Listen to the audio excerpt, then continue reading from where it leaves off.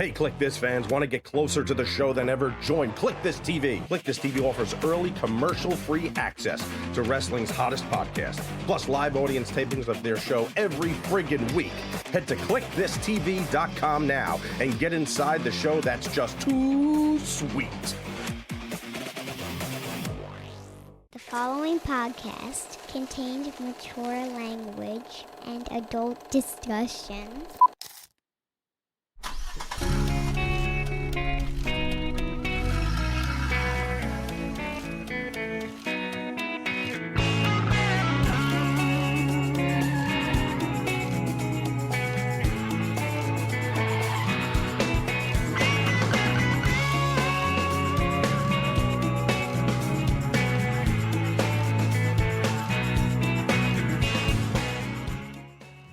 Just talking about your film days, Kev.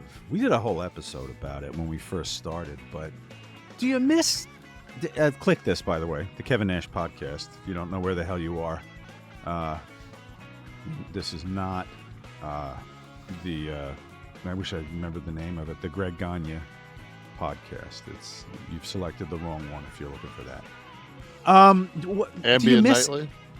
Do you miss the energy of the film set? It's a unique place, not unlike a construction site. I always, you know what I always, when you're on a set, it's just such it's a very intellectual atmosphere. There's not like a bunch of mouth breathers on a movie set. You know, that's true. It does kind of function on another level. Everyone's got their job to do. You know, there's 100 people, but everyone's got their job. They know it well. Yeah, and but it's just, I think anything that's in the arts, anything that's a creative art, I think just brings just a different synergy and everything else to it. I miss that. That's kind of where I was going. I do love that energy on the set. You know, and every time I've ever, like, when I know it's my last scene, and sometimes it's my only scene, but it might be my last day on the set. When they say, you know, that's a wrap for Kevin Nash, and everybody else says, hey, they clap for you. And then I always go and I sit down someplace and I wait till they move to the next shot. And I kind of just sit there and then I soak it all in. I just soak that whole experience in, because in film you never know, it could be 10 years until you I was watching Landman on Paramount. It's Billy Bob Thornton's of Roughneck. It's got Hams in it, Demi Moore, and I don't want to do this guy's wrong, but he was in the film The Punisher with me, and he played like Thomas Heck, but he and if you saw the Punisher film, he comes in and Thomas Jane's in a diner, and he comes in and he has a guitar case and he sits it down and he makes this song. He said, I wrote that song because I was going to sing it at your funeral. And then Thomas Jane leaves and they have this chase down, like old school, like they don't use no special effects. It's just cars and this guy. Yeah. So that's the actor, and he is the deputy, the sheriff or whatever of Midland. Mark Colley? Yeah, Mark Colley. And actually, Mark is somehow Dixie is a friend of his, or Dixie knows him, because I know that she made reference one time we were talking, and she just said, you know, that Mark Colley that played in The Punisher with you. And I said, yeah. So anyway, I watched the first episode, and I saw him, and, you know, it's been 20 years since the Punisher. Mm-hmm. So I mean, he's aged like I have. And I was just thinking to myself, like, and I remember I went on IMDb and looked up his, and he really hasn't done much. So it's been like a long time, but he got this, uh, yeah. Yeah, it's the first thing that they say he's known for is Punisher, and so there's Landman. Yeah. Yeah. Thornton's really good, man. What when you go off, when you'd have to stay somewhere, for whatever, however many, how long was the longest yard? How long were you away for that? Ooh. That was brutal, right? We were 30, I think 30 plus days in Santa Fe and about 90 in LA. Right. Yeah. See, I've never had to go away that long for anything I've done. It's only been a matter of days. Anything I've done, China, it's just been that days. DOA was over 100 days in China. That's okay. So that's way crazy. But do you get do you kind of get lost in the, like, what would you say, California and Arizona was Santa Fe. Santa Fe. All right. So are you able to bounce back at all for days here or there, or do you prefer just to kind of stay in? So for the longest yard, which is kind of a crazy story, we were on we went on vacation to the islands, and at that point we had a fractional ownership place down there. So we were down there for a couple of weeks, and we were there with my with like our running mates at that time, which was the Seances, which was Vince and Tammy and Max. And me and Vince were like bros, and Tammy and Tamara were like sisters, and then the boys who were the same age were like Yeah. brothers. So it was like the perfect, and I mean,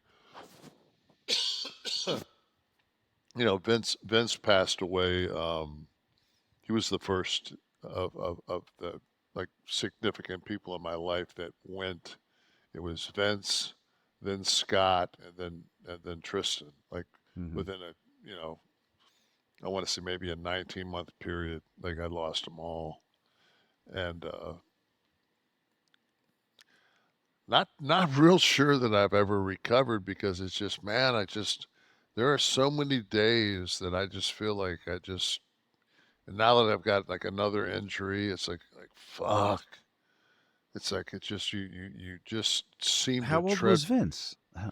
God, Vince was maybe 50. He was sick. Was that? He was ill. He was sick. He was, yeah, he just had substance abuse problems. Oh, I thought it was cancer. No. So you go to the He islands. was an because he you're- was an alcoholic. He was a horrible alcoholic. Well, Kev, I'll tell you that I do remember you talking about this, because you kind of a callback when we were, I think on Scott's birthday this year, you referenced Vince. Now I remember that, right? Yeah. No, he was, and I just, so we had that wedding that we had, and then they came down for the wedding. Tammy and Max came down for the wedding. That's the first time we've seen each other, I think, since T passed, and it was great, you know, to see him. And it's just like, but then at the same time, I don't know why I get angry, but I get angry. Like I sometimes I get, I mean, I miss him so much and I love him so much, with Vince and with Scott, uh, and even with T. Like I just like there's this anger, like fuck, man, like you know, we were all supposed. This was supposed to, like I ran like a dog, saved every dime I could. Like this is the time right now when we were supposed to like be enjoying life, and it's like everybody that I thought that I'd be enjoying my life with at this point's gone, except for Tamara. John Lennon's song, Life is what happens when you're busy making plans. Yeah. I don't know the name of the song. What was the song, Steve? Find it. But so you vacationed with them prior to your starting the longest yard? Starting the longest yard, and then we got a pushback. So we scrambled to get into the Fisherman Wharf. At that time, it was a Marriott, and to get like an extra 10 days down there. And then I basically flew back home to Florida as they did, and grabbed a bag and went to Santa Fe. Mm. And I had just, I had the Punisher. I mean, I just finished the Punisher maybe 7-8 months before that, because I know that one of my friends that I made on the longest yard was Conrad Good, who was he played with actually was a center for the Giants for several years, and was just we just hit it off, but he just said when I got in the van to drive from Albuquerque to Santa Fe, and he just said I thought you did a good job in the Punisher, and I was like, thanks, man. Which was weird, because I was kind of I hadn't worked in so long, and it was just like you get in a van and somebody's actually seen something. It was like somebody not saying something about wrestling, somebody making reference to like I'm going to a set, and somebody made a reference to the acting process. That must be the best, right? When someone sits down and the first thing they say to you is, "Hey, I heard you played ball," right? So you could talk about college ball, or "Hey, I saw you in the Punisher," man. Like, yeah, it's always, man, like you're coming through the airport, and they'll be like, this older, I think I said this on the show, but this older lady, probably like mid-70s, is walking towards me. She's got this big smile on her face. And she says, "I know you." Tarzan. She goes, "You're Troy. You're the redneck from Living the Dream on BritBox back home." And I'm just like, "Yep, that's me." She goes, "You were excellent." That's I great. said, yeah, and it's just like, thanks. Like the Detroiters got a little run, so that episode, and Lita actually sent me a thing. She says, "Just got done watching you on the Detroiters." She goes, "You were great. You were great." And that really is just something like that just makes your day when somebody sees you and they go like, "Oh, wow." Sees your art, right? Yeah, like besides When big lazy. So when they bring up your stage days, when you did Hamlet in the West End, and oh God, or when you were Macbeth up at Edinburgh, Scotland. That run when I did Othello. That's why I see the John Amos in you, I think. Yeah, well, I mean, and the thing was that I didn't know till later on when I ran into Lawrence Fishburne at the cigar club out in L.A. He says, "I basically mimicked my Othello to yours," and I said, "Fucking thank you." Whatever works. Yeah, exactly. I take it as a compliment. Yeah.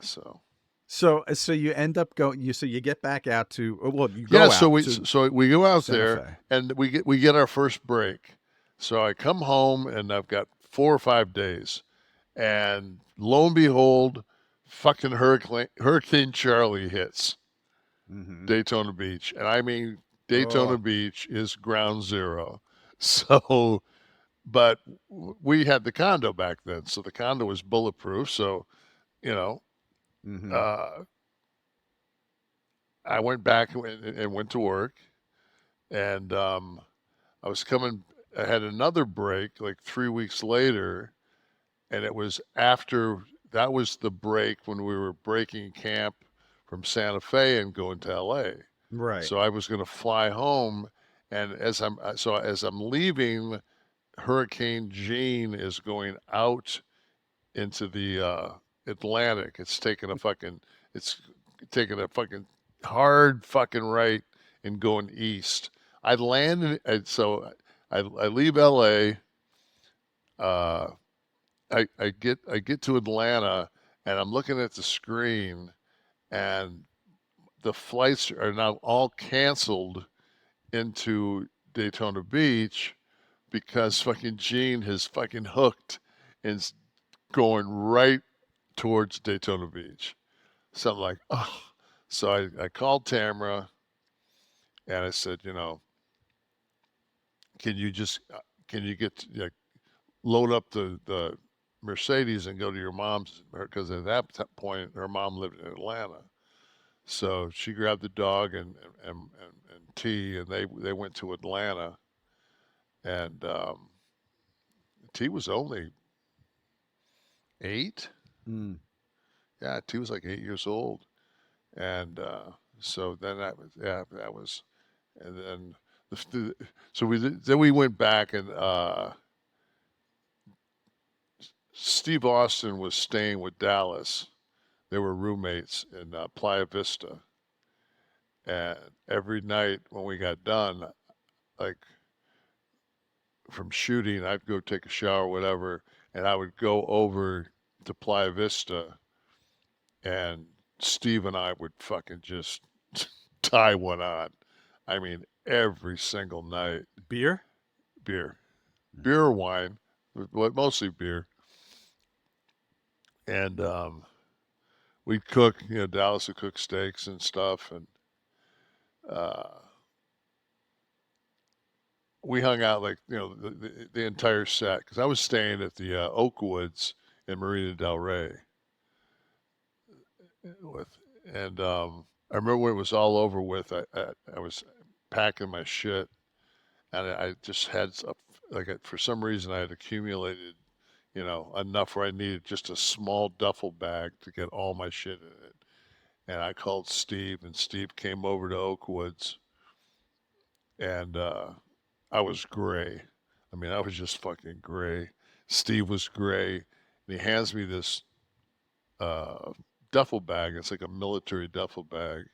He goes, "Hey man, this means the world to me. It was given to me by a soldier when I was over in Iraq doing one of those deals with WWE." He says, "If you can, don't check this. Just take it on the plane." I said, "Absolutely, man." And I looked at him. I said, "I'd like to say that I'm sorry I'm leaving and I'm going to miss you." I said, "But I can't, because I think if I stayed another week, I'd die." And he didn't say a word. He just looked at me, went like nodded, turned and walked away. like absolutely, dude. Like, we have taken it to the limit. And that was one thing, man, but just Steve and I will always, because Steve and I broke in at that time together when he had that little Honda Civic, and man, we made all those B towns together at WCW, and he was so fucking good, and especially at that style, you know, that arm drag hip toss, Mm-hmm. you know, that southern wrestling style. He was so good at it. Such a good athlete, and they just That was the most brutal set you were ever on, right? Just schedule, like, because you had the heat, but then there was a lot of standing around in pads, right? Well, yeah, but you one thing you learn when you play football, though, is you learn to hook your pads onto your jersey. So you can take your jersey and your shoulder pads off. Oh, right. Then you just got to get somebody to pull up your jersey, and then there's, you know, 2 things that go in the back that hook in. So I mean, we had our trailers around the back of this football stadium. We had them in like a horseshoe. Mm-hmm. We had a fire pit, coolers. I mean, we fucking me and Steve would steal the fucking golf cart, one of the production golf carts, take it off the campus across the street to the beer store, The liquor store, of course, right? buy all the shit we could, and they kept telling us over and over, you guys can't take the golf carts, You can't drive through campus, and you definitely can't take the goddamn things off the fucking set. And that's all you have to tell a professional wrestler. Yeah, that you it's just can't like, do something. fuck you. Exactly. That poor fucking PA that used to, or AD that would have to try to wrangle you guys. I can imagine. And it was an ongoing joke, is when they'd come and knock on your, like, a lot of times there'd be like 3 of us just sitting in a trailer watching something or doing something. Conrad had, I think he had his guitar there. He played his guitar, or whatever. Bosworth was on that set, and Goldberg was on that set. You know, but we would all be in like somebody's trailer. And everybody had like a most of us had. I think we all had like a. I don't think they were double bangers. I think they were like single bangers, like big ass fucking trailers. And they would come knock on the door, and we like 1, 2, 3, what? As loud as you could in some fucking first stadium. They didn't know what they were getting into when they just saw the fucking cast list. Jesus, and I mean, you're talking about testosterone, not a female on the cast. Courtney Cox is in the opening scene, and Cloris Leachman is in that one scene. Hot. She was hot in her day. She's great in that movie. I never saw it. I don't even know if I saw the original. Now that I mention it. Well, is you're it, too busy. Is it worth seeing? I know you were in it. You're too busy. You're too busy going to that fucking place you put on your fucking Instagram again. What did I put on? Where was? Eataly. Yeah, Jesus Christ, man! What is that thing? Is that where fucking? I got a 36-month aged Parmigiano Reggiano. I got the 24 last time, and I was eating the cheese. I said, if the 24 is this good, I got a spring for the 36-month.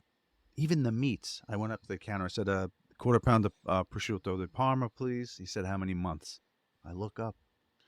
Yeah, because it's up to $72 a pound for 40 months. When they talk about longevity and they talk about like, things absolutely not to do, it's like sugar and processed meat, cheese, prosciutto, salamis, supersat, all those things. Yeah, every time you walk into that fucking mall, everybody in there just they take their fucking hourglass and they just throw it on the ground.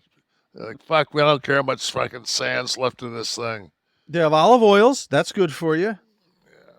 That's good for the blood, so I hear. A lot of people watching us and listening to us, Kevin, like On This Day in WWE. It's a site that, brings up, correlates the day of the year with something significant. In his book, Shawn Michaels wrote of Diesel winning the WWF title 30 years ago. Quote, Nash pulled me in the shower and said, I have to thank you for all this. Scroll down a little, Steve. I want to see the actual. So that's the summer of 92. Yeah. Thank you for all this. I guess he's talking about, I'm looking at the passage now.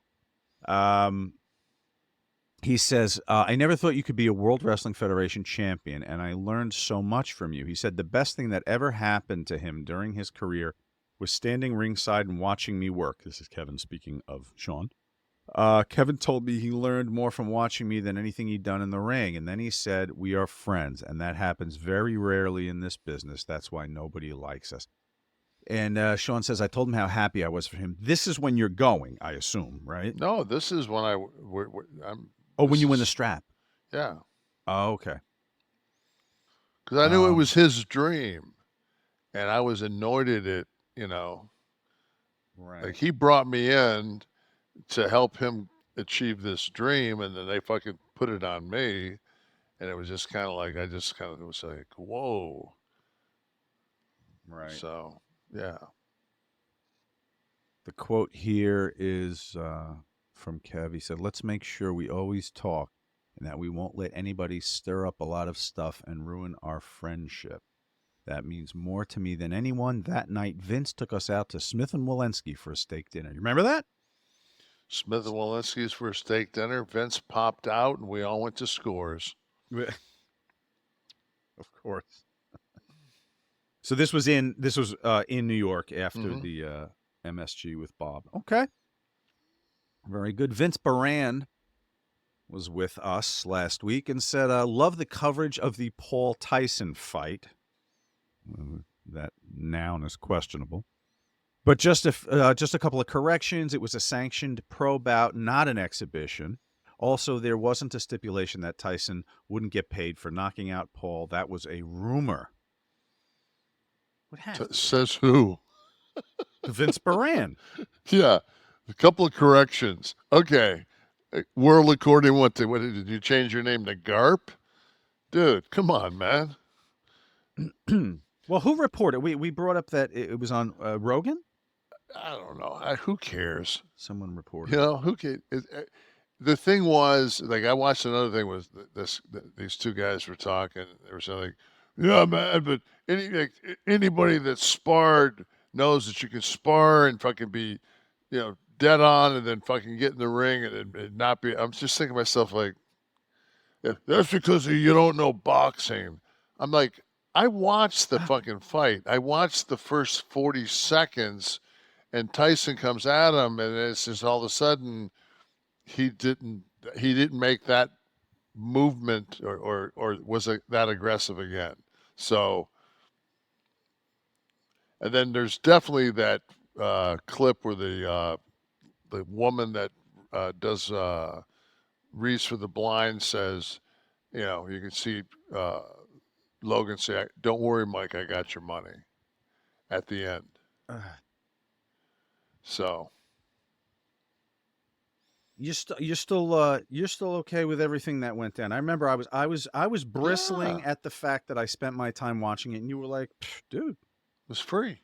But time. Yeah, but it's it's we had another couple. Our friends Lewis and Peggy came down, and it was like, if it would have just been me and Tamara, it's the old misery loves company.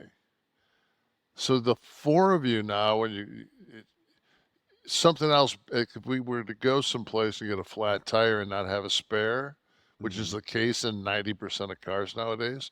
I hate this run flat shit, but that's another show. I've had one of those fix-a-flats and all mine. Fuck that run flat. I'm fixing it and driving. Pumping the shit inside the tire? Yeah. Fuck that yeah, works? Yeah. It destroys the tire, but I don't give a fuck. I'm driving 50 miles an hour. Does it miles destroy the tire? Why? It makes it because brittle? You can't get that shit. No, it fills the inside of it with that shit. Right. So the tire's ruined. Oh, go ahead. So your friends came. So it's $250 for a tire. Woo. Fuck that. Well, it's going to be more now with importing the rubber. When can we just start to cover that? Let's just talk. This is as good a time as any. Go ahead. Tariffs? Should we move to tariffs? We're going to go to tariffs. So 25% tariff to Mexico, and of course that other goddamn wide open border, Canada. That my entire life, I mean, if you didn't take the grounds crew from the fucking Cubs and basically lawn mow and cut down trees in about a fucking 75-yard strip along the border, you wouldn't know that where Canada fucking started in the U.S. I mean, it's like there's no walls, there's not shit, no barbed wire to hop, nothing. So so Canada and Mexico. So let's just cover that first. So I believe the Silverado and the F-150 are both built in Mexico. So you're going to add a 25% tariff. So that $89,000 stripped F-150 is now going to cost you fucking another 25. Yeah, another 25%. We get 60% of our fresh fruit and vegetables from Mexico. Mm-hmm. So add that fucking 25% onto that. We import more oil from Canada than every other source that we import from. So if you thought the little sticker with Joe Biden pointing to the fucking thing saying, I caused this, it's going to have the double fisted hand picture. I caused this when we go to $7.50 a gallon. Imagine putting 25% on top of fucking that. But that's not how it works. Because he explained all of this. It's not how it works. Yeah, as the rest of us put our money in CDs. See, now the thing that I first went to was not total assembled products being bought elsewhere. It's parts. Like, is there anything in your home that doesn't have components made elsewhere? No. No. I feel like every single product is going to have to be marked up. No. I saw an Instagram post. It was this black vehicle, kind of looked like a Toyota, and the guy is doing like a narrative as they're showing this vehicle, and he's doing it like, ugh. Can you believe that somebody that look at this, and they open the door of the car, and it's unbelievable the quality of the interior. He goes, yeah, $38,000, and they're calling this a luxury car. And he goes, look at the size of the screens. I can't even reach across the whole screen to operate this thing. Mm-hmm. He goes, granted, of course, it's voice activated, so I can just use my voice to do it. But still, he goes, and then it's like zero to fucking 60 in like under 4 seconds. Who needs that? And this 450 mile an hour or 450 mile range on a charge, it's bullshit. Mine's 300. That's fine. There's just I don't understand who would want to buy this Chinese car. It's the Chinese Tesla, like, but their number one competitor, that of course ain't coming anywhere near America with the because it's an extra. It's 25% tariff on China plus 10. Isn't that how what it I came didn't know out about to? the plus 10, but I thought it was a plus. I thought it was a plus 10. So, which is great. Let's see here. Yeah, okay, you're right. Additional 10 on the tariffs. Okay, so now this is all fine and dandy. In 2018, I want to think that our trade with China was around 25, maybe 26%. Our trade with China now is around 13%. Like, and people don't realize how bad China's economy is right now. Yes. No idea. Like, no idea. So let's go ahead and stir the pot with them. Then the reason that they're doing this Mexican thing is because of the amount of fentanyl. So I did some research and went through everything I could. 90% of the convictions for transporting fentanyl into the United States is American citizens in their vehicles. That's your number one way that fentanyl's getting into this country is well, we have a us. long successful history of being able to keep drugs out of the country that are manufactured elsewhere. We've never made cocaine here. I'm talking about from the leaf.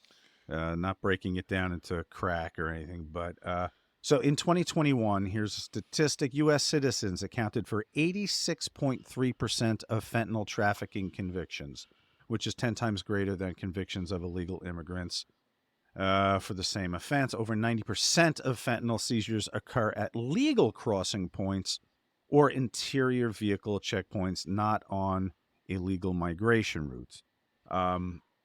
This is because U.S. citizens are subject to less scrutiny when crossing legally, making them more effective smugglers, obviously. But So I we need mean, to I'm create not. the invisible boogeyman all the Well, time. I'm not saying that they're. I mean, it's not a huge problem. The cartel's not bringing it in mass in other ways. I'm just saying that we can't. You can't stop a product that has that much. Like Coca-Cola is now illegal. You can't have Coca-Cola products. Well, guess what? Motherfuckers are going to be drinking Coca-Cola still. Yeah. You know, So it's a, and you know what? All the people that are indignant about fentanyl and opioid overdoses, I hope there's equal indignance as they stand there and pound the pulpit next to a poor widow or mom of an overdose when a bill crosses their desk to legalize hemp or hemp-based products, might help somebody with their pain. They can use that. That's not addictive and they're not going to die. I hope they get on board with pushing that fucking bill through. But we all know what fucking happens when those bills show up, the scumbag hypocrites. I mean, it's to this day, cannabis is still a subject to narcotic federally. Unbelievable. Same as cocaine. And we shouldn't have to hide it. Like, hemp for a long time, people, the deadheads and the hippie dippies say, yeah, man, you can make shirts out of hemp. Let's stop fucking around. We know what we're going to make out of hemp, and it just might save people's lives. I mentioned shirts, Kev. I'm wearing a true classic shirt right now, by the way. This is I'm rubbing my breasts because it is so soft. And Kev called this a hanger T-shirt. It is definitely a hanger T-shirt. I'm going to borrow that one from him because it's just too damn nice to throw in the drawer with all the other tees. Guys, their best-selling T-shirts, hoodies, jeans, and more. They come in 3-packs, 6-packs, 9-packs. They are premium products at an affordable price. And the best thing, they define your best features, okay? They're made for you, guys. So you'll have your perfect fit. Snug in the arms and chest with just the right amount of room in the midsection. The fall and winter must-haves for me are the long-sleeve Henley, the waffle hoodies, jeans. I love their jeans, by the way. I was wearing them today. I got a compliment. Button-ups, the joggers, and more. And their activewear, moisture-wicking, quick dry, and odor-controlled. Guys, True Classic is not messing around. Mix and match this clothing to work with your lifestyle. All right? Make this your base wardrobe. You can add to it. They're trusted by over 4 million customers, 200,000 plus reviews. They're ultra-comfortable, perfect-fitting essentials. And listen, they're going to make the perfect fit. Gift, rather. The perfect fit is the perfect gift for this year. Not joking, guys. I wish you could touch this. I wish you could feel how soft this shirt is, and the joggers that I'm wearing right now too. Hard to see. Guys, the holidays are here, okay? True Classics, ultra comfortable, perfect fitting essentials make for the perfect gift for you or the man in your life. So if you're ready to upgrade your closet, shop now and unlock big savings during the huge holiday sale. Just go to my exclusive link at trueclassic.com/Kliq, Kliq, and you will save. That's trueclassic.com/Kliq. Please support the show. Let them know we sent you and get some great holiday bargains courtesy of our code today. Thank you so much, True Classic. Make me feel luxurious and shit while I'm sitting here. Joe was listening and he said, heard you talking about dry skin. Check out getting a water softener for your house. My kids had a few bad spots of eczema and the water softener made a massive difference. Kev, the water in Florida is already considerably softer than when I'm up here. Do you filter it or anything, or you just go? We have a reverse osmosis that does all the water in our home. How does that work? What are you even talking about? It's basically what they fucking. That's all the bottled water is reverse osmosis. Like if it's not, I mean that you can look at most bottled water is just reversed osmosis water. So Is it it's a was it me or you process. that was talking about the skin? By the way, I can't remember. My skin is dry as fuck, but Oh. that's just because I'm 1,000 years old. I Right. love. So I did Good some. for 1,000. I did something. I don't know what it was called, but it came up. It came up today, and I don't think my internet hooks up to my phone down here, but it was a thing that they did on it was the WWE network. Oh, the vault, Is that what it's called? The Vault? right? With the yeah, there you are, Kev. Look up. Yeah. Okay, so there's a picture of me, and like I was reading I didn't watch it because I did it. I was there for fucking 9 hours, and For 20 minutes of video? for 20 minutes of video, and I was reading some of the comments. And I said, "God, Nash got old." I'm like, as opposed to what? Like, I'm 65 years old. How fucking? What, am I supposed to look the same? Why are you still bothering with comments, Kevin? No, we but know that. pull up the picture of me, and they were like, "Oh my God, look how red his face is." It's fucking SummerSlam. I sat out by the fucking pool and fucking read a paper and fucking had my coffee, and it was fucking 90 degrees. It's like, I'm American Indian. Guess what? I tend to get a little fucking red. I think it's just the shirt that was bringing it. Is this the shirt you're wearing right now? As a matter of No, fact, this is just. I'm just feeling maroon lately. Um, I have what? 5 of those shirts. Thus, Maroon 5. Very good. I didn't see it coming. You got me. Thanks. So this, so I Wasn't haven't much watched there. this yet. Are you showing? Are you like introducing a match? No, I'm talking about like, and the thing is like I read like I'm talking about different, different things in my career. I can't believe they actually, because they asked me. I said it's like getting like when they asked you to blade for the first time. I said fuck. I said I'm like Jesus, man, self mutilation. Yeah. I said fuck. I said I still have PTSD from my circumcision, and I don't even remember it. Did this make the cut? Yeah, that made the cut. Wow. Somebody made a reference to it. They're like, "Well, that shit that you're talking, Nash, never would have made it if Vince was there." This is good. This is the new era. A little bit of attitude again. All right. So there's no there's just clips, and then you talk through the whole thing here. Okay. Very good. Let's see. Adam Proto. Hey fellas, love the show. Have either of you considered coming to Bluesky? A much healthier discourse over there. Hope you see some value in it. I got an invite from somebody, from a friend of mine. It was there like a last like I went to that Trends first. And I'm like, is this Trends or OnlyFans? Why is it a lot of bikini broads? It's all yeah, it's women, guess how old I am. She got her tits jacked up and her legs wide open.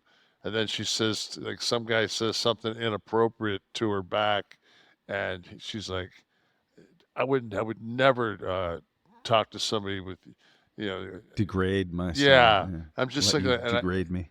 And I've started to go like, well, fuck, bitch, like, don't look like a whore. Like, don't send a picture of yourself looking like a whore. But I just said, you know what? That's Threads? Was Threads, which is the Instagram. Yes, yeah. But what about Blue Sky, the Twitter alternative, the X alternative? I haven't. I mean, you get on it, and there's like, what do you? So you're gonna have like 6 people that you're gonna be talking to. Yeah, I don't know right now. Is this? Am I looking at Blue Sky right now, Steve? Is that what this is here? So it's the it. Yeah, I guess it is. So it's this. It looks exactly the same. I mean, they've cloned the format for sure. So I guess it's just. I don't know. Are they editing it? Are they censoring it? Are they is it just filtered stuff? See, How do they keep it? I only like when I get on X, I just get on like Your notifications. You're just looking to see who's who's talking to communicating me. with you. Yeah. Yeah, I don't give a shit about. I don't go over here to the other shit and see what's going on. Well, it was a good way for news to pop up in a very aggregated form. If I don't have time to go to a news site and scroll through it, based on my interests, I'll see what's happening in the news. So I didn't mind Twitter for that, but you slam into a bunch of bullshit a lot of times, and yeah, ever since this whole political bullshit went through, it's just like, I mean, I'm over it. Paul is offering us a happy early Thanksgiving from Mean Gene. You know, I love a good Mean Gene outtake. Here's, I guess it references Thanksgiving. So here's Gene. Well, here's an update. It's 11 states now. 11 states, yeah. And only 12 cases of rape. That ain't bad for the weekend. No, seen what he did this past Thursday on Thanksgiving. What'd he do, Gene? He nailed a turkey from the rear. Fans, stay tuned. We're going to do this one over again. Yeah, the one with the big dick. Yeah, the one with the turkey with the pecker on it. And they bring up, that's hard to see, but it says Gene Tiny Dick Okerlund. They put on the camera. While I'm here. Well, here's an update. It's 11 states now. 11 states, yeah. I love any of that shit that we never got to see. Tone says I saw something today. I don't know what. I was flipping channels. It was one of the news channels, or one of the propaganda channels, whatever you want to call it, right? And they were talking about Trump. They were talking about, so they made reference to Trump and him saying, "Yeah, it's just it's locker room talk." And I was just watching it, and it's like, and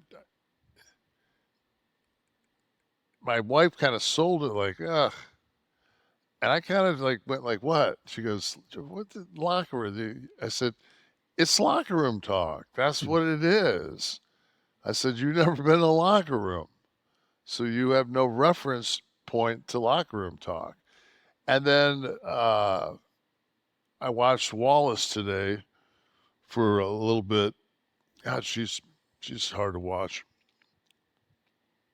And she brought up, she said, this cabinet that they've got together, and they've got Linda McMahon, and she's involved in this sex case with her husband when they were working at the. I'm thinking like, okay, that's a 1980 case if I'm not mistaken. Mid 80s, yeah. Okay. 1980s I think it's case. been brought. It's been brought recently, but it references something that happened with Mel Phillips in like 86 or 87. And so I was there in 93, and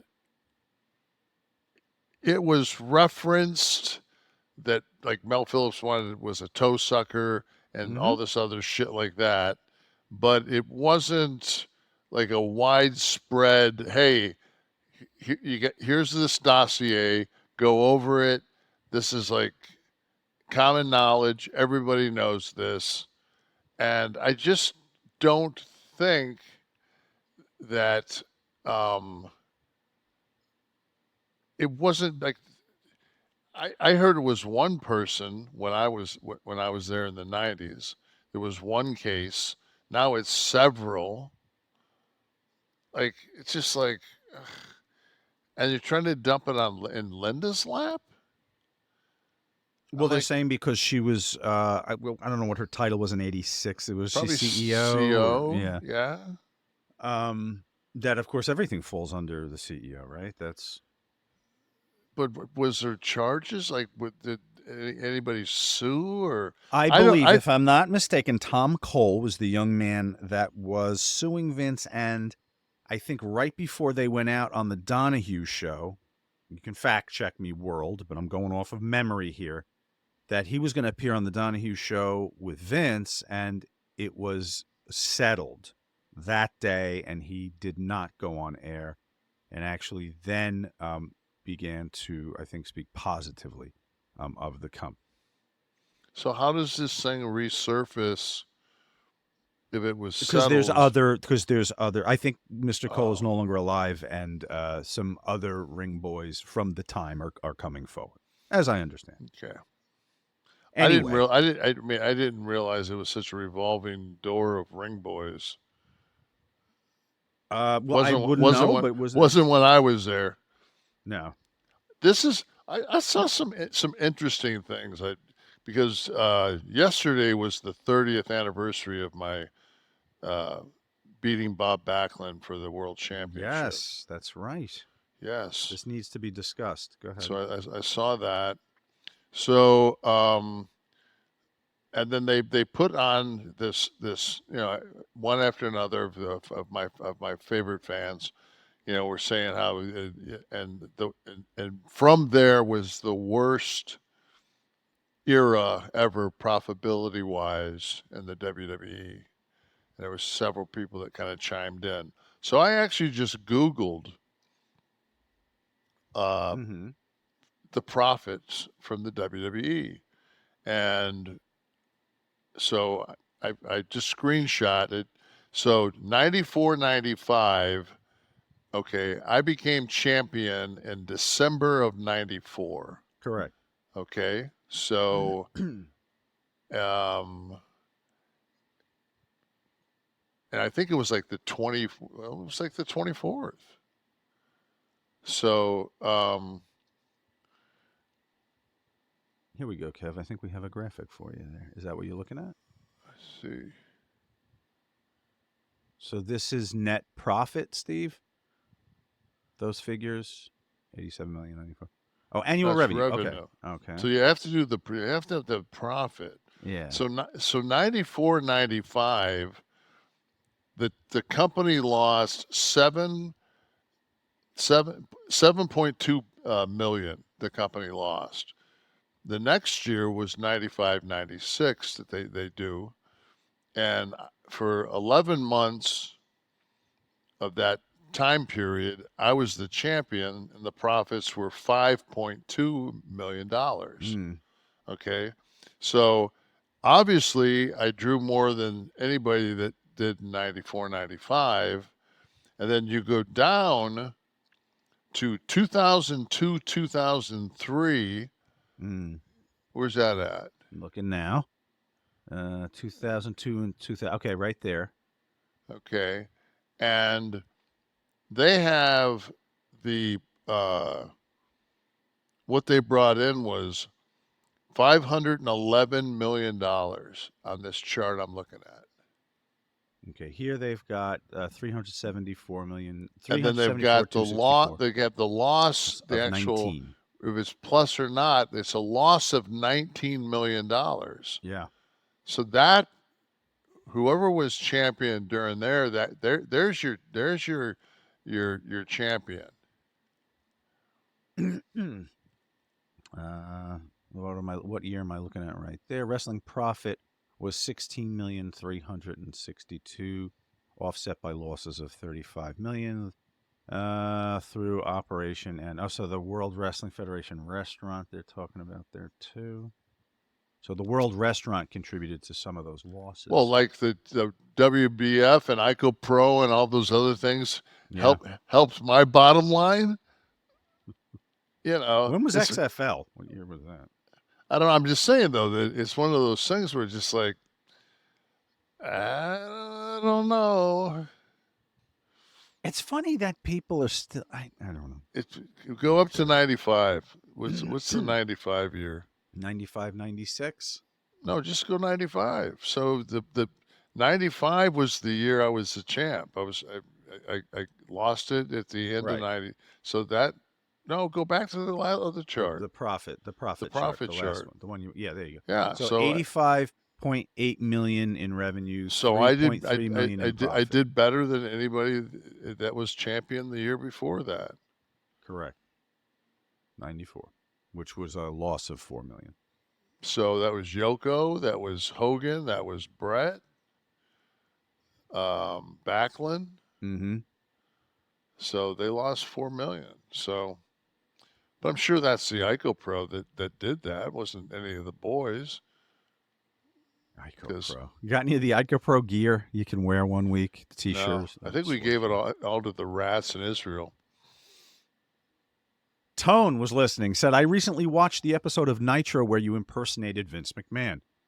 When you were approached to do it, were you apprehensive at all? The Vince laugh you did was outstanding. The funniest part was Sid actually believed you were Vince. I say during that skit, I said, well, nothing like burning a bridge. Do you, were you apprehensive at all when it came to you? No, right? Because it's going to be a moment. It's going to be a moment to be talked about. I mean, I don't know if I was Elvis and there was 83 guys in Vegas doing impersonations of me, I would not be offended. Precisely. Kev, I want to remind you that one of our fair sponsors, Rocket Money, is the personal finance app that helps you find and cancel your unwanted subscriptions, monitor your spending, and helps lower your bills. I was thinking about all these profits and losses we're talking about with the company. I wonder if WWE had the Rocket Money app back then, if they would have shown a profit in 94. Only if they could shoot a rocket at Ico Pro. Shoot a rocket through whatever warehouse was keeping the Ico Pro chocolate. Guys, what am I talking about? I'm talking about the fact that you, no doubt, have subscriptions that you're paying for that you don't even realize. You know why? I know this because over 74% of people have subscriptions that they've outright forgotten about. Forget people that don't even realize that they signed up for something and their wife signed up for something. You have recurring subscriptions that you don't want. I'm telling you this, all right?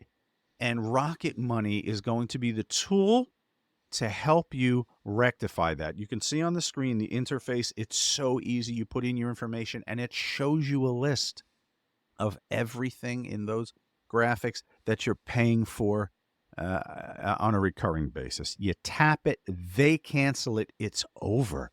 Guys, it's that easy. They will help you find and cancel your unwanted subscriptions. They have over 5 million users. This is legit.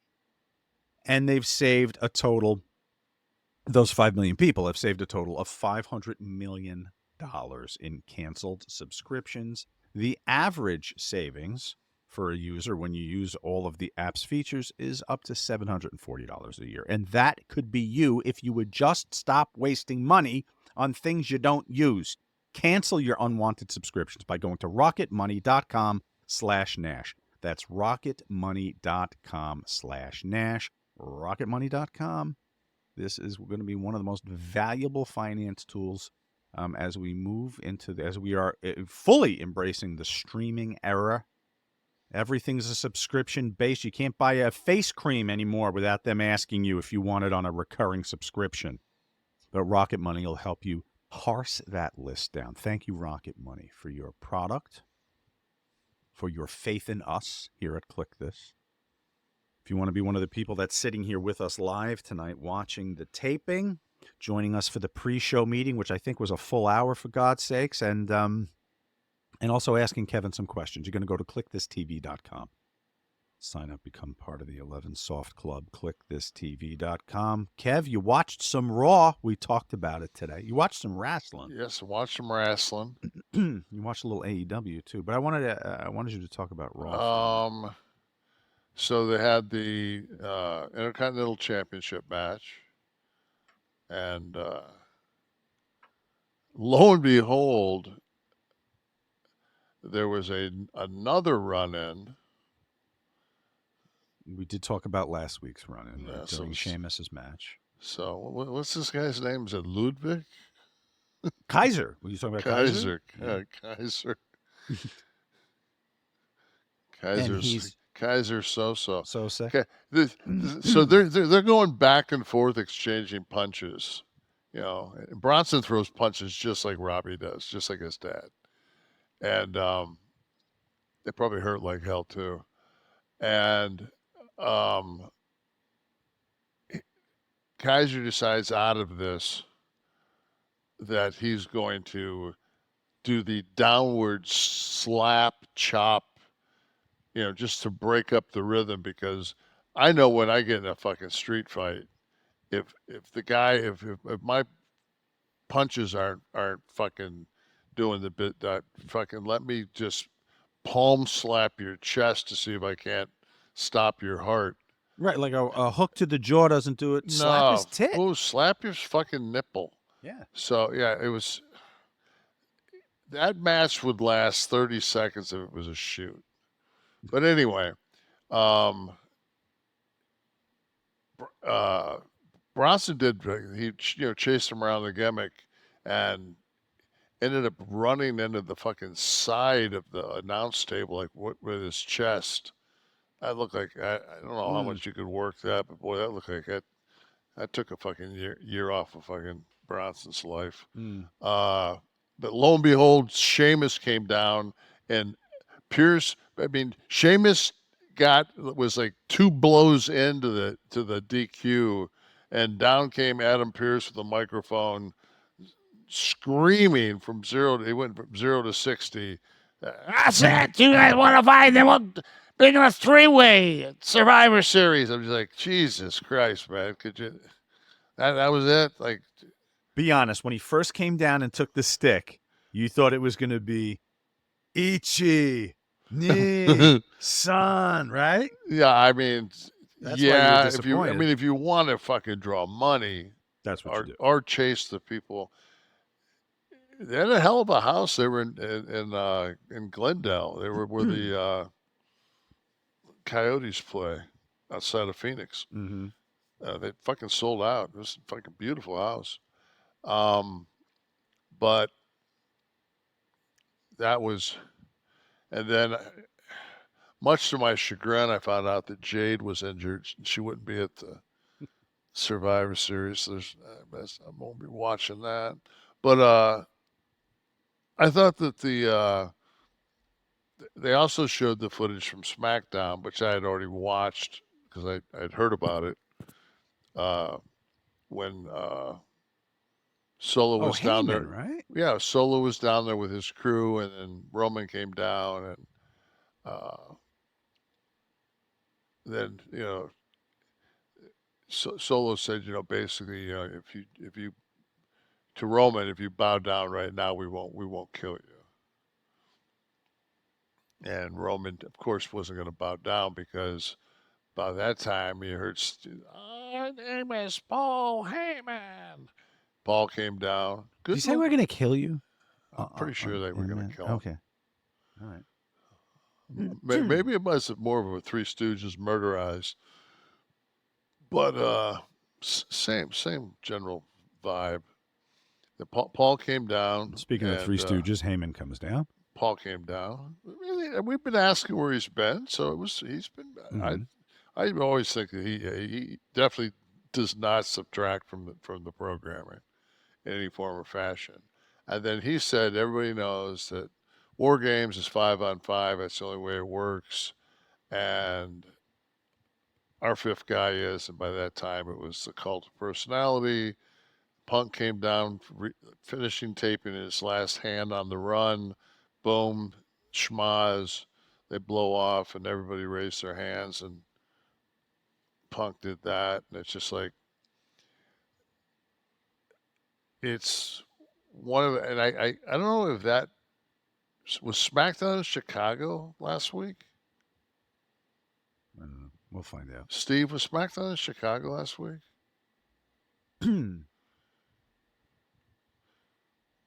No, that's a hot. That's It was taped, but taped where? So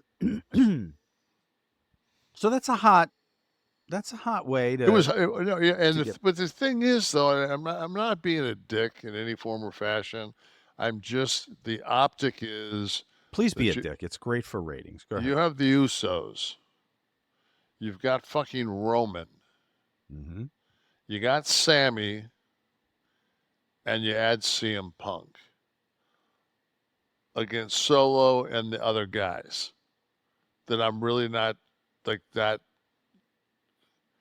It just. So you're saying if you're going to bring out the heavies like that, was there any doubt of what was going to happen?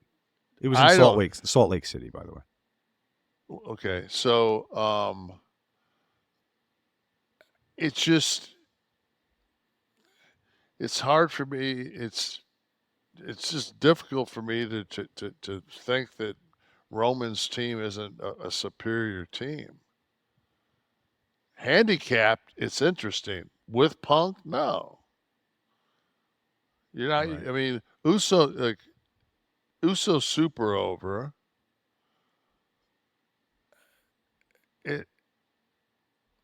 Sammy's super over. I mean, it's just like, so you're gonna leave that'll be the main event, and you're gonna leave fucking Toronto. You're gonna kill that town, and leave with heat. Well, isn't that so? How do you elevate the opposition then? Going for it, what can you do now? Are they gonna like 5-on-1 pick somebody off backstage? No, it's just I don't. You've already laid the groundwork. Yeah, it's like they're trying to get those. They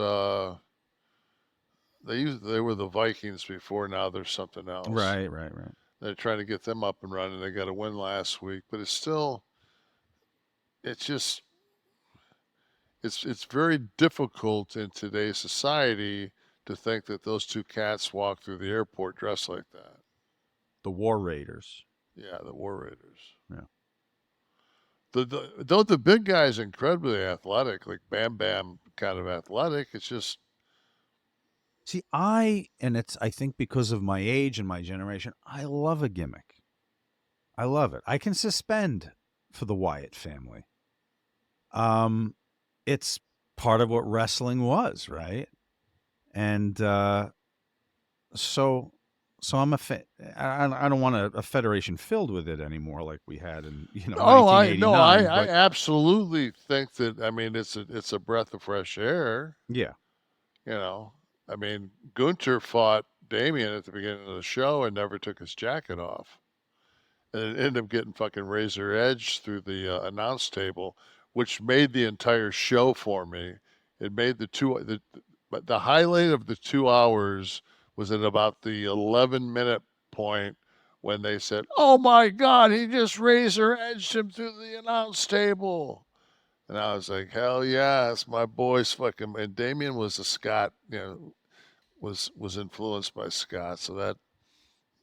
And you don't think Paul was going to let that happen without the words "razor's edge" being called? Does he sit on headphone for the whole thing? I don't know. Is it like a Vince situation? Or? I haven't been. Been backstage. I just thought maybe I was there at SummerSlam, but they put us up in the box. Right. He's probably not screaming at anyone. There's too many shots of guys going like they use where the gorilla position and that backstage position was kind of off limits for the camera. There's a lot of carry through shots now that like Kofi and Creed came through. They were arguing, and they came through that whole position and stopped. And yeah, did Kofi have a surgery? Like Kofi kind of had a weird pec, but he doesn't have it anymore. Oh, am I just out of my mind, Steve? You're out of your mind, but I don't know if it has anything to do with Kofi's pec. I don't know. Might have. So anyway, so as far as gorilla Can goes, we get a can we get a shot of Kofi's of chest? Kofi? Yeah.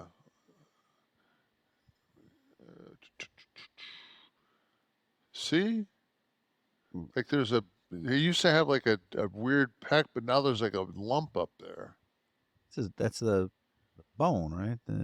I don't know. chest. It's just he used to have like a almost look like a torn pec, like a high torn pec, and then it's not like that now. It's See how actually it's very concave. Yeah, I guess something happened there. yeah, right? they did Look at they that. did something. We'll ask him. We'll find out. So I want to talk about gorilla for a minute. The vaunted gorilla position, which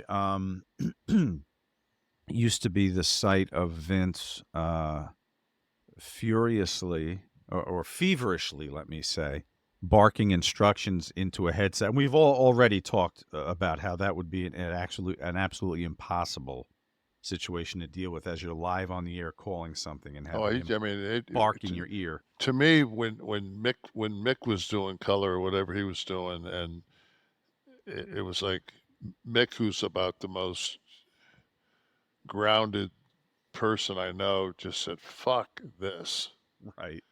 You know, he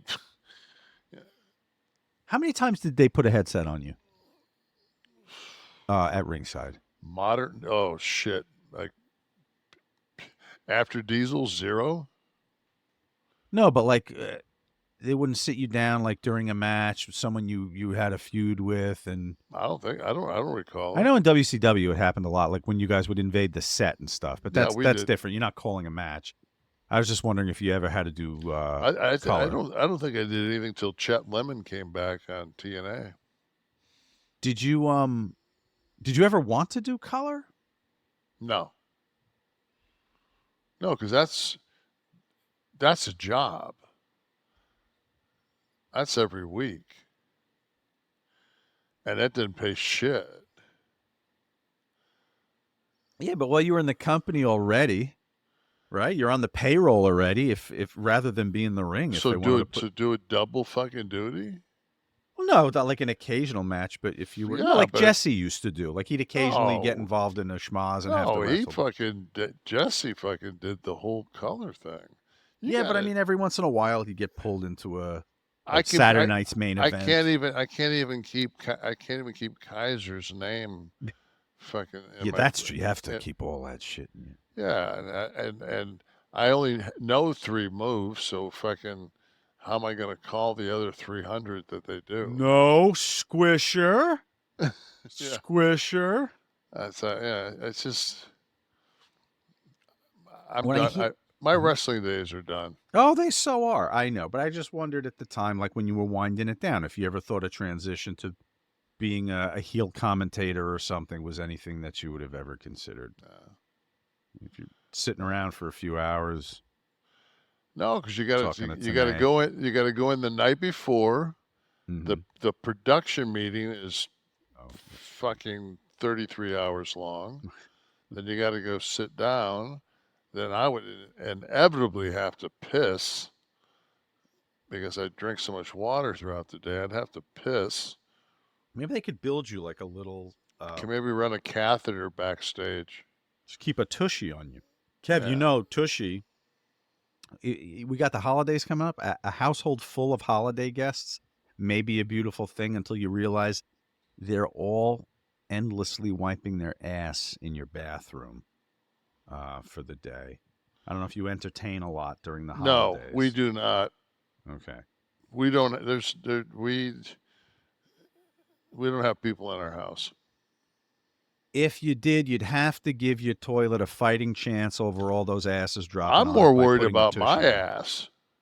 But, Just me wiping my fucking ass is gross enough. Shit, that tushy fucking, that's, if I'd have known about this when I was a kid, I would have just went out in the backyard, took the garden hose and fucking gave myself a shot with the fucking pistol grip. clean yourself off. Once you use one of these Tushy bidets, guys, it makes going to the bathroom anywhere else without a Tushy bidet seem so primitive and goddamn caveman like. They are dropping deep discounts right now on bidet life essentials that'll transform your bathroom habits and your butt for life. If you've been wanting to upgrade your bathroom like I did with my downstairs bathroom, it's where I installed the Tushy this year. Grab it, or grab it as a perfect gift for anyone on your list as long as they shit. Visit hellotushy.com. They got poop, no. is It's it, right? they poop. They poop, right? Made Yeah. for only people who poop. How But many that's- people you? How many people you come over to your crib dropping logs this holiday season? Well, for the first time, we're not hosting Thanksgiving. I know you guys are all listening to this after, but we're taping the night before. So for the first time, I will be going elsewhere for Thanksgiving. We couldn't have people here this year, so I'm looking forward to putting my feet up and actually watching a little football and not frying the turkey myself. But listen, hopefully where I'm going, she'll have a bidet, a Tushy bidet that I could drop my ass on. You should. The thing with this, you can actually bring this in a duffel bag. Oh, right. It is a very easy connection. Yeah. You just have to disconnect the hose. Disconnect disconnect the the hose, hose, and I'm boom, taking it. Yeah, Go yeah. in there and rifle your ass. That would be absolutely unbelievable. I'm going to take video of me walking into a family function holding the Tushy bidet, saying, "Listen, if you don't mind, real quick, grab me a wrench and do it give me like 5 minutes." like you have to do with TSA. You have to put it in a plastic bag, put it in a freezer bag, and if I can walk in somebody's house and It easily attaches to your existing toilet without the need for additional plumbing or electricity. And guys, washing with a precise stream of fresh water removes 99% of bacteria. Compared to wiping with toilet paper, you're just smearing stuff all over. It takes 10 minutes. Anyone can do it. Stop being a goddamn barbarian. Hook this up. Get Tushy. You're going to go to hellotushy.com/Kliq, Kliq. Give the gift of practical luxury that benefits everyone in your household. Grab this deal before it's gone. Don't forget to give us a shout, and you're going to do that by using the code KLIQ, Kliq, for the best deal this holiday season. You're going to go to hellotushy.com/Kliq, Kliq, for the best gift this holiday season. Thank you. Hello. Oh, there's a testimonial, too, by the way, from Liu Yigang O, who says, Ichi Ni-san. No. He said, I got a Tushy bidet like 5 years ago, and that thing rules. Got a bad back, and being able to use that alongside wiping made my life so much better. Following surgery, cheap, and holds up well over the years. Thank you, Liu, for that testimonial. And everyone go check out. I just want to. I have to say this: is I got my. I made actually my wife placed the order this year. And it got screwed up.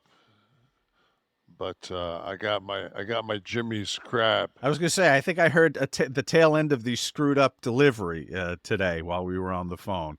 Oh yeah, but she did it online, and I called John the boss. I called the boss at Jimmy's. So you got too much. You got too little. No, we got 64 ounces of crab, which is a lot of crab. Mm-hmm.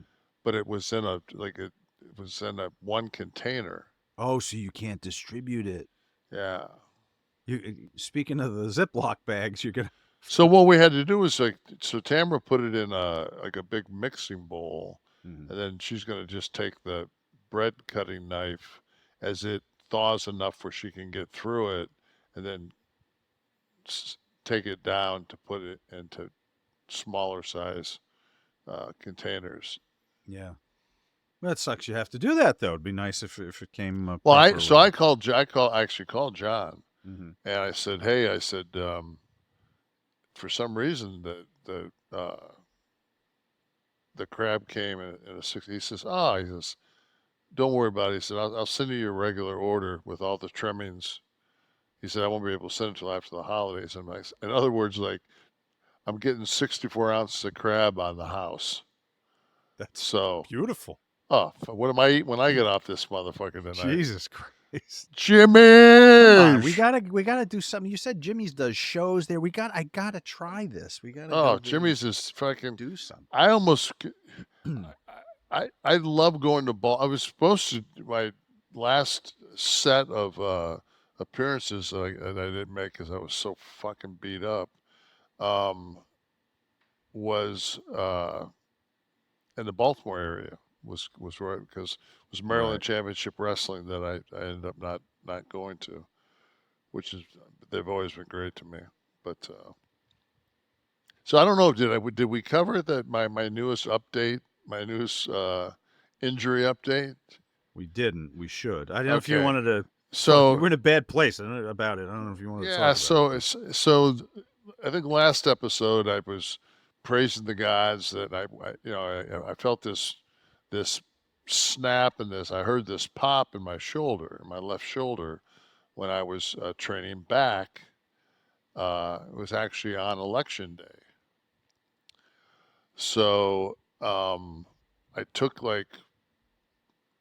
me 5 days to get into the MRI, so I didn't train for 5 days.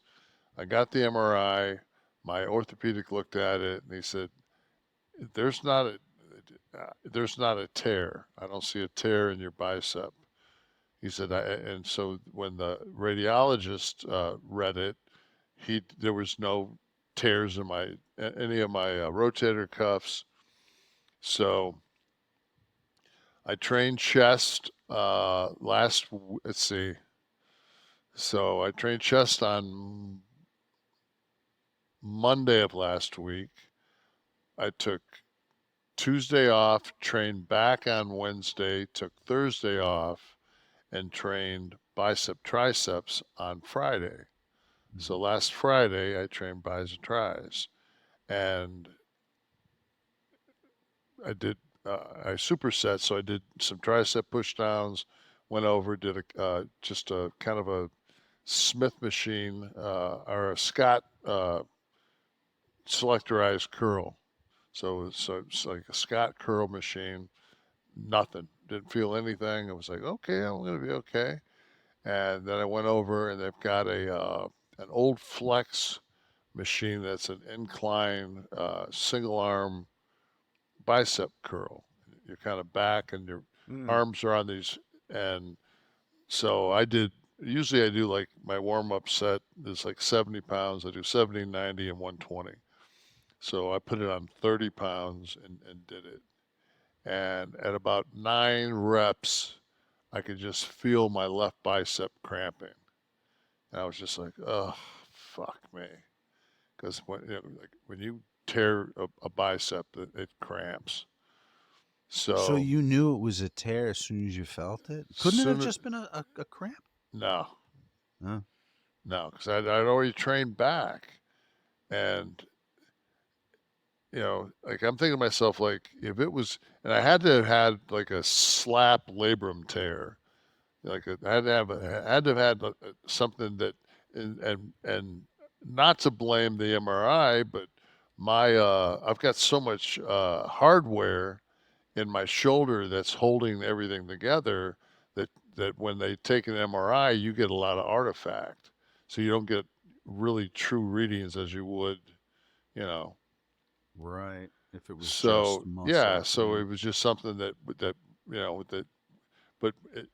the bicep was because when I went to talk to the back surgeon, stopped by and I saw my orthopedist, and we sat down and he went through like slide by slide of both my bicep tendons, and they were both intact. I saw both of them. So, and then I just you can take your finger and put it in that groove and like make a bicep, and then you rub your finger across that groove and you can feel your bicep tendon. And I did that. So when I got home that night, I just put ice on it. I said, I'm not going to fuck with it. I'm not going to touch it. So I talked to my doc, And he said, well, if it bleeds out, and I'm thinking, I've torn like so many fucking things, and my shit never bleeds out. It just doesn't do it. Just isn't an indicator. So got up the next morning and I slept. I usually sleep naked, but I slept with the t-shirt on because it was the temperature went down.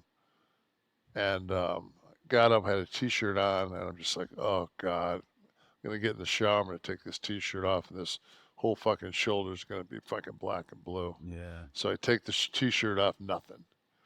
So put my arm up, make a fucking bicep, and fucking they can see a little dent up here, like where it's gonna start the Popeye arm. And I'm like, oh, fuck. So I go on YouTube and basically watch every fucking video. And I mean, I'm on my downstairs on my YouTube on my smart TV. So I'm sitting there fucking watching every video possible to see, you know, what the procedures are and, you know, and everything else. So you tore the bicep. Yeah. I tore the bicep. So this then, is a stupid question. When you tear, right, and it disconnects. But it's here. So it Oh, connects. It's not a distal tear is at your elbow. Down here, right? Yeah, I have that on this arm. Okay. This is a distal tear, and you can see. I mean, I'm missing a piece. Like it's just there's a big gap right here in my arm. Okay. So that, but this one, if I do it, it's starting to dent right there. Okay. That's starting to dent. So what do we do for this now? How do we? So well, so there's the procedure's called hold on a second. Let me see, because there's two different procedures you can do, and of course, being an orthopedic surgeon, I need the tendinosis. Tendinosis, tendinosis. So what they'll do is they'll go in and they'll make an incision like here, and then they'll weave sutures into the tendon that's there, hoping that it hasn't fucking already retracted all the way, because I'm not fucking around with this thing. I'm not picking anything up. I'm not going to the gym. So hoping that it doesn't retract too far into my, where they got to go find the fucking thing. Because a lot of times when it tears up here, it you can go in, find it, stitch it up in here, and then fucking clip the end of it, and then you basically drill a hole through the humerus and stick the bicep tendon through the humerus. You're like tying the tendon into a bone. Through a bone. Yeah, wow. You tie it through. You take it out of the rotator cuff and tie it into the bone, because in essence, that long head of the bicep is basically it's more aesthetic. It's only about a 10 to 15% change in your strength, you know, but you're going to have a Popeye arm, so you're going to have a fucking bicep that looks like a right, like a 70-year-old woman that hasn't had breast augmentations, look like a bar of soap and a fucking tube sock. Yeah. So. And so, Kev, this is surgery we're talking about. Yeah. Here, right? No two ways about it. You're going to have surgery. And I think it's going to be. I think that. I think my doc's really good. I think he'll be able to do it. Probably through 2 scope holes. But like I said, like we talked today, and I was like, because when I looked at the MRI, I could see that there's a pretty decent bone spur on the head of my humerus, and there's some other things. So it's just like, I'm not gonna have the alternator changed and not have them go through the fucking whole engine and Fix everything. Fix every belt, and it's just like, if you're gonna put me out and fix the motherfucker, you might as well fix everything, because I can't move that arm for once they put that tendon through that bone, it's 6 weeks before you can even fuck with it. So it's going to be 6 weeks of just. So what do you do as a bodybuilder? Because how do you keep your proportional? Because you won't be able to lift with that arm, but Right. you can do like curls with your right arm. But you wouldn't. I won't, because at this point of my life, my tendonitis and everything else is so bad in the rest of my body that I'll just let my body heal. Like I'll really cut. I'll diet like a son of a bitch. I'll increase my. I'll just be as healthy as I can. I'm still having problems, getting this leg to recover. The problem I have now is that I was going to go down to get stem cells. Well, I'm going to have my fucking arm like this in a sling, and you can't put me fucking face down and inject fucking into my spine with my arm there, and you can't fucking move my arm anywhere because it'll tear the fucking tendon graft. So that's going to set me back. Mm-hmm. So that's postponed. Yeah, so it looks like I'm not going to be on the PGA circuit fucking probably until fucking June. I look at it though, and I say it's like I got super fucking depressed.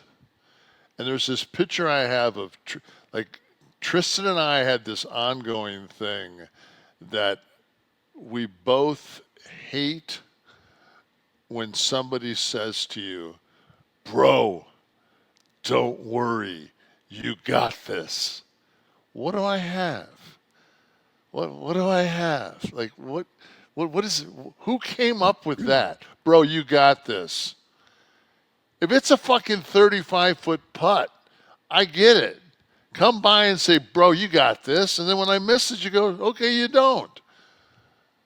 If it's not like a fucking, it's one thing if it's a cliff dive, you got this. Well, if I miss it, I die. Fuck it. So so I have this picture of T, and this is my it's my go-to picture when I get totally depressed of my son with this smirk on his face. Let's see if I can get it up there. Let's see, where's it at? Bring it down a little. There it is. There he is. I got him. Yep. Yeah, there he is. But he just has this smirk on his face. And so I was just looking through my phone. I was having the, poor pitiful me moments. And I just said, "You got this." And I just laughed. Like, because when it comes down to it, I don't have anything I have to do. I don't have anything I have to do work-wise. I don't have to go to I don't have any personal appearances. I have like nothing. I have nothing planned because of my back and the things. I was just like, let me just get healthy. Mm-hmm. And, and this is another thing. It's just like, when you say, let me get healthy, that means let me get my injuries healed so I can get things back going. Mm-hmm. And so Tamara says, my wife is always worried I'm going to blow my brains out or some shit, because I would say that I was pretty dark when T passed, but I was never, believe it or not, I believe in my heart and in my mind and in my conscience that if I commit suicide, I will never see my son again. Okay. But if I pass of natural, that he and I'll see my son again. So that's just my beliefs. Okay. I don't care what anybody has to say. Oh, fuck you, you and your make-believe friend or whatever the fuck. Just that's how I feel. That's how I believe. No, that's a healthy take. Yeah. So it's just like, and if you know, and I was brought up. I was brought up as a Christian. So that's one of the things is you don't, you know, if you commit suicide, you don't have afterlife. So that was embedded in me, and I think it's a weak fucking bitch ass thing to do. So it's just I just wouldn't do that. So But the photo, specific to the photo, let me go back. yeah. So yeah, You so get the you got this vibes. I got that. Yeah, he hit me with the you got this, and so as I'm sitting there, I'm just like, it's not like I just got a telephone call, and they're like, you got pancreatic cancer, dude. You've got a faulty heart valve, dude. Your triglycerides are through the fucking roof. What are you doing? Your liver enzymes are like, I don't fucking drink. I don't fucking smoke. I don't do shit. And it's like, I'm cool. Like, I have a little bit of a setback. I saw this thing on Instagram. It was one of those longevity guys, and he was talking about AI. And he was saying how that, especially with this new administration coming in, with a Kennedy and kind of more of a forward thought pattern away from the FDA and away from some of the restrictions that we have, especially with big pharma, is that with AI integrated into the healthcare, that if you can last 5 years from right now, you can probably live to be 120. Because they're going to with AI and everything else, they're going to be finding cancer precursors in your body before you ever have cancer. Like they're going to this AI is going to be incredible on a health scope. Mm-hmm. And so that's my whole goal, man, is like make it to 70. If I make it to 70, then I can do 120. Then at 120, if I make it to 70, I'm sure they're going to have all kind of shit to reverse fucking shoulder injuries. Then I might have one more run. So. I'm going to hold you to that if this happens. Yeah, because now that Bryan Danielson has left AEW, I think Tony needs a new best friend. And what a swerve if you could tag with Trump or something. Get him back into WWE. I just have him manage me. Have him be my wise man. Right.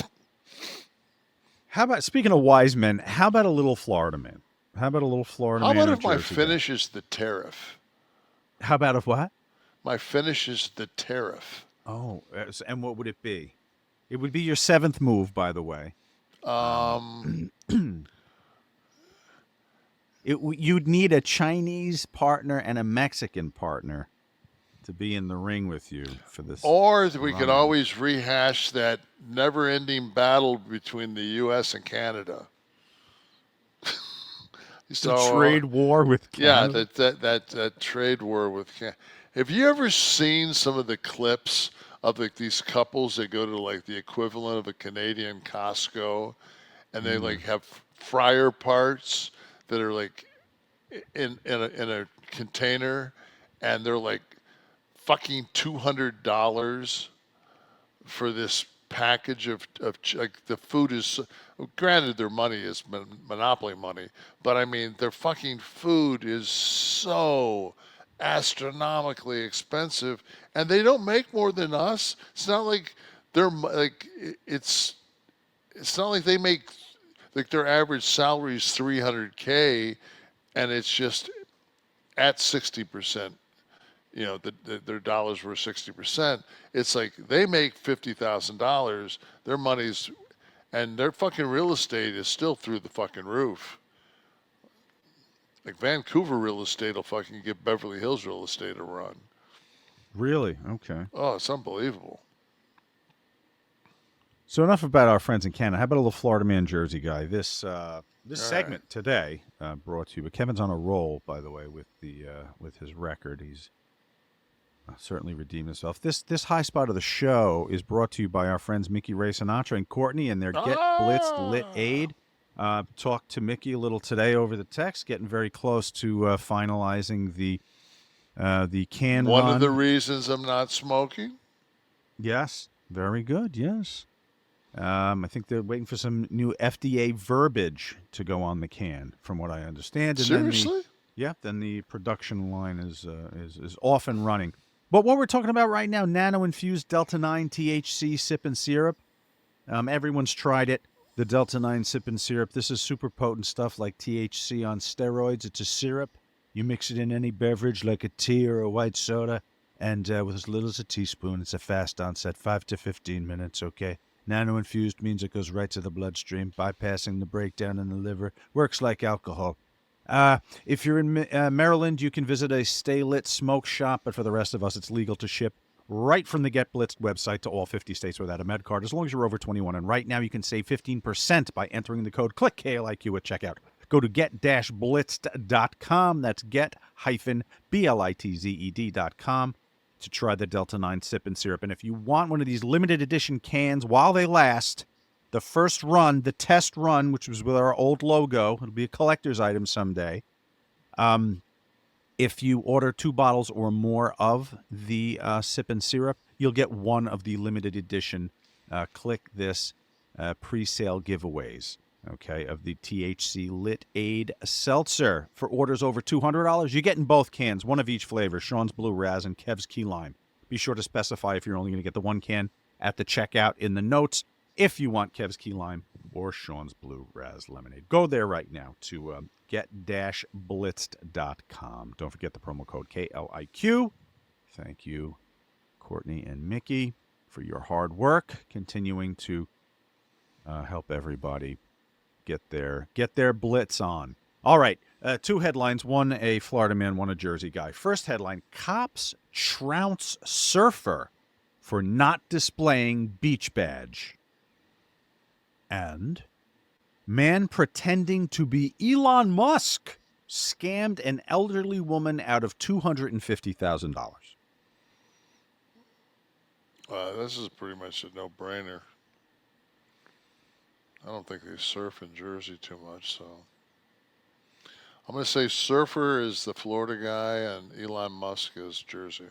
See, incorrect, and I thought that the beach one would immediately give itself away because down by you don't pay for beach badges to go on the beach, right? Up here, you have to buy a seasonal beach badge from the city. No, you have to have it. You have it to get on your car. There's a sticker that goes on your car. Well, okay. See, up by, like in Flagler, you can just go on the beach. Right? I do. I don't know. I thought the beach badge was exclusively like a northern thing, like profiting. No, because that's off the of big a natural thing resource. They're getting ready to for locals not to have to pay to get the window sticker. See, this is a thing everywhere then. But you have to realize we drive on the beach down here. Yeah, see, I don't. You don't drive on the beach in Flagler. No, it's a shorter beach. You have you have a lot more room. So it's just a different. See, my mindset's not flat. Flagler's a shit beach. It's shelly. It's Oh yeah, I don't go sit on the bed. I like to walk along there, have an ice cream or something. But it's you just walk out, and that's one of the things I liked about it as compared to like here by us, like the Jersey Shore, where they gouge you for everything. You park in your car, it's $20. You walking onto a beach, you're buying a badge for the day, or if you live there, you're buying it from the city. Anyway, I want to find out how pretending to be Elon Musk will allow you to scam people out of $250,000. A man pretending to be billionaire Elon Musk on Facebook scammed an older woman out of $250,000. Police arrested Jeffrey Moynihan, 56, early this week for grand theft. The Bradenton Police Department said in a statement that financial records show the woman from Texas sent at least $250,000 to Moynihan's business in Florida. They say they arrested him on November 19th, noting that the real Elon Musk was likely busy at the time with the 6th test flight of the Star X spaceship, which happened the same day. The 74-year-old victim befriended someone named Elon Musk on Facebook in 2023. The woman messaged with the fake account for several months as he encouraged her to invest in his business. She should have been charged for stupidity. The fake Musk account promised the woman a $55 million investment return on the $250. That's better than Warren. How much? Buffett's going to give you a $250,000 investment would yield you $55 million. And you didn't even have to, like, this didn't come from South, like one of those African kings or anything?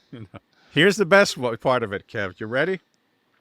This didn't send any red flags up. When he gives the bank account information to which she's supposed to wire the $250,000, the business name is Jeff's Painting and Pressure Washing, LLC.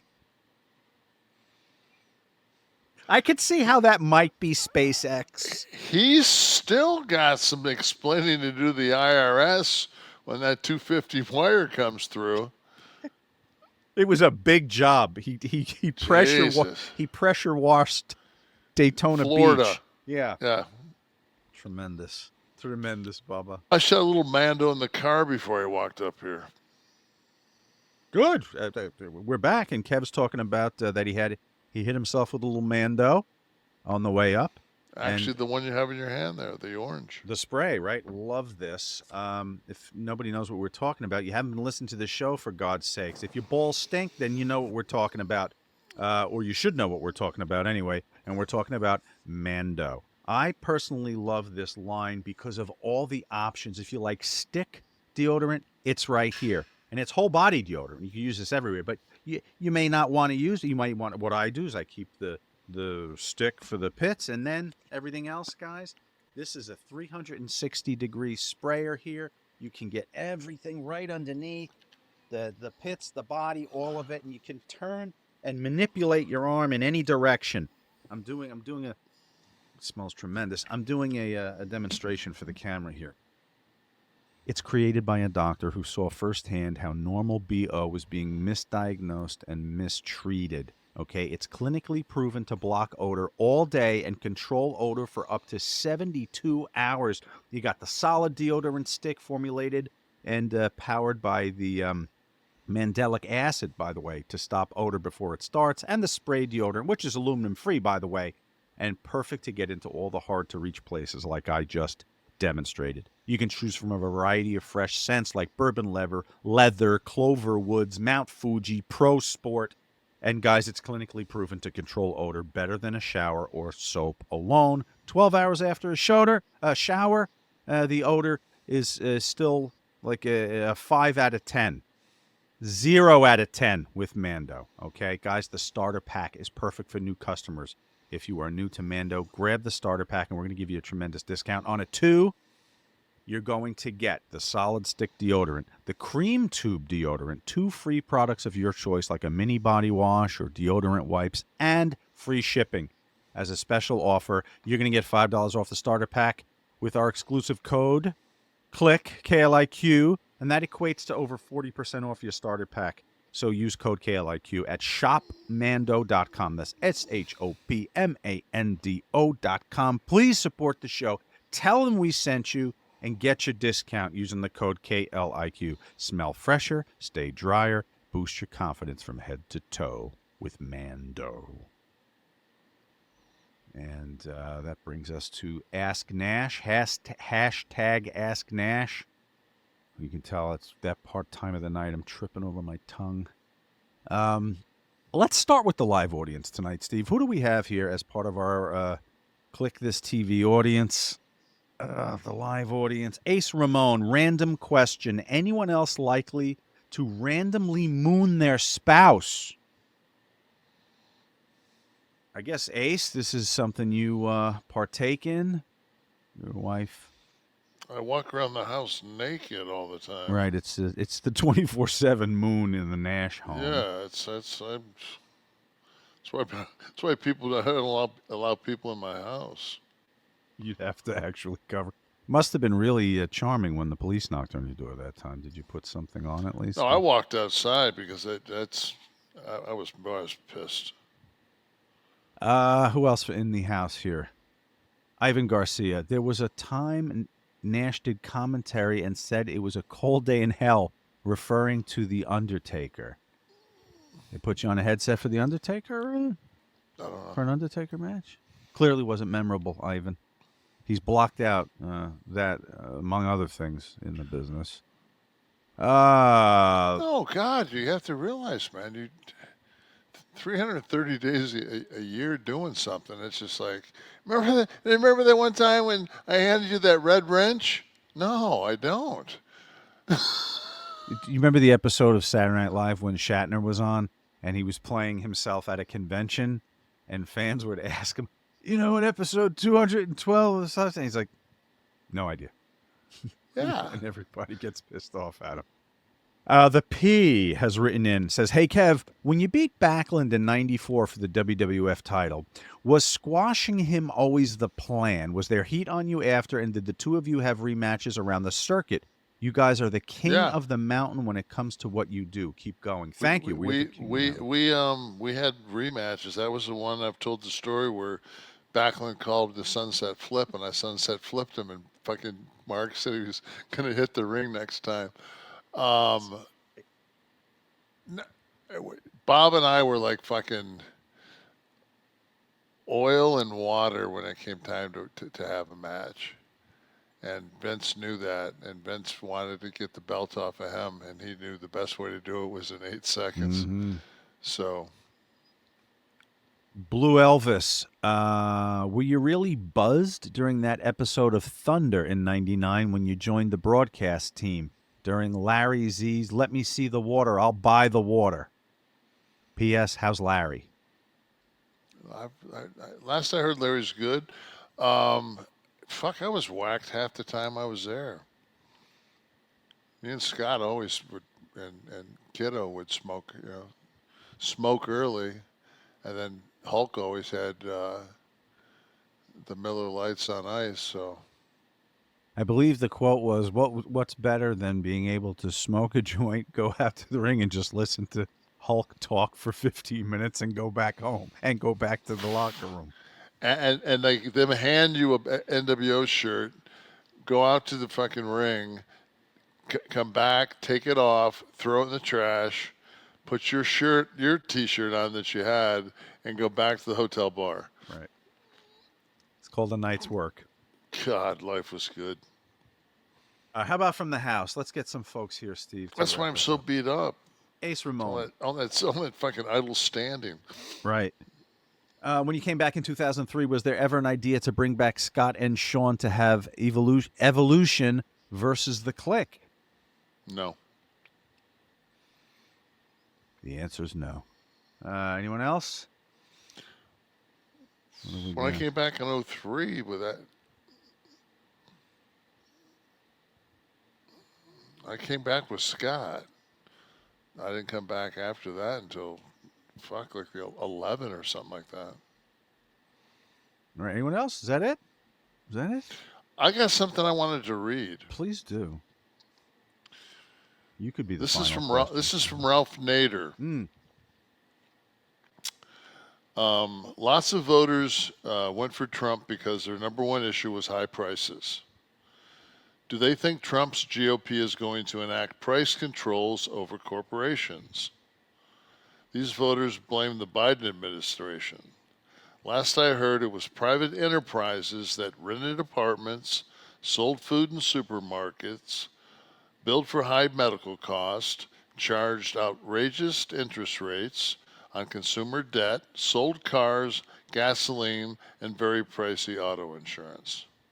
So that was from Ralph Nader, and he's just, so I'm curious. I heard about the tariffs, but are we going to enact price controls over these private corporations? He won't, and it should have been done, and it should have been done in the last administration. It's not enough to just stand there and go, the price gouging, the price gouging. I was there ever a bill? I didn't. Never. I don't recall. Well, no. There's actually there were two bills, because I remember hearing like one of them that it was like in the third year of the process. That was like, but it was so minute. It was one of those things like. Was it tied to the new the border bill that got sunk? No, I think it was more tied to the Cold War that we're currently in, as fucking Biden decides before he gets out of office, what he wants is his legacy is World War III. So we give the Ukrainians the option or the permission to use long-range missiles and to shoot them into Russia. And I don't know if we covered this last week or not. I did mention it. And then also France, Great Britain, and Germany all have that same option to give the Ukraines. And everybody is saying that this is over the fact of the North Korean 12,000 soldiers, the 2 brigades that were brought in that we covered, I don't know, 2 months ago. Yeah. So we're basically now in a Cold War. But I also heard that this Hamas ceasefire had a lot to do with the fact that when Israel made the retaliatory strikes on Iran, that they did some incredible damage infrastructurally and militarily, and I think they took out their ability to build missiles. I think they took out some of their ability to process or enrich uranium. For nuclear, I know that they took out a great deal of their of their air defense systems. Did anyone need a memo that Israel's army was far-reaching? And I mean, I think the pagers story should have clued everyone into the fact that I'm pretty sure defense is a big part of their existence. From what I've always understood, that the Iron Dome was run by American soldiers. It's our system. Like what? So you're gonna put a system in, and then you're gonna, like, during the 6 months, hope that nobody attacks while they kind of get an idea how to run it. I don't think so. Right. Yeah, it's there. It's ready. How about those fucking Lions? Your Lions are just sending me a check every week into my sportsbook account. What's the fucking line tomorrow? 9.5, maybe. Let me look here. Get this before we leave. 9.5. Get some 9.5 in Detroit.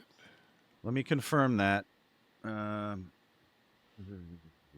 11. The line is 11 soft. 9.5, exactly 9.5. Is that from the fucking crack of the ass, or?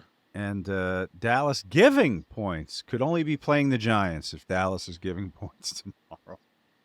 The late game, 4:30. Kevin, let me remind everyone that Kliq This is a production of Butch and Sundance Media, produced in association with Podcast E, created by Tristan Nash, Kevin Nash, and Sean Oliver, producer Steve Kaufman, graphics by Dominic D'Angelo, title sequence and audio edit by Wesley Burleson, theme song by Dale Oliver, technical research by Tristan Nash, copyright 2024, Butch and Sundance Media. Hey, Kev, you got this? Eat shit!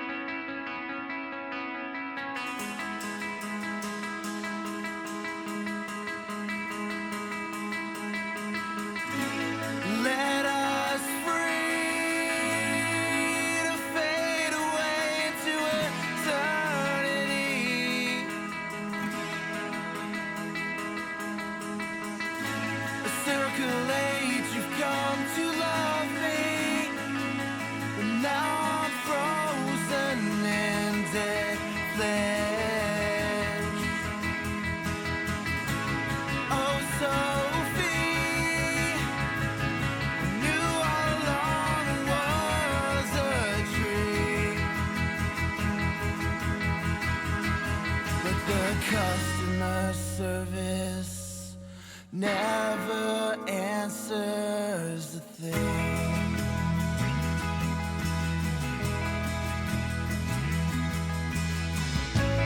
Let us free to breathe in air we're supposed to breathe. The twists and turns you've come to love.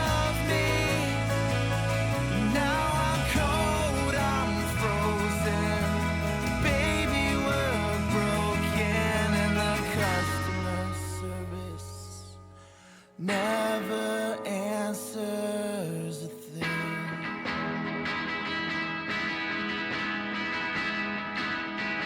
Yeah, the customer service never answers.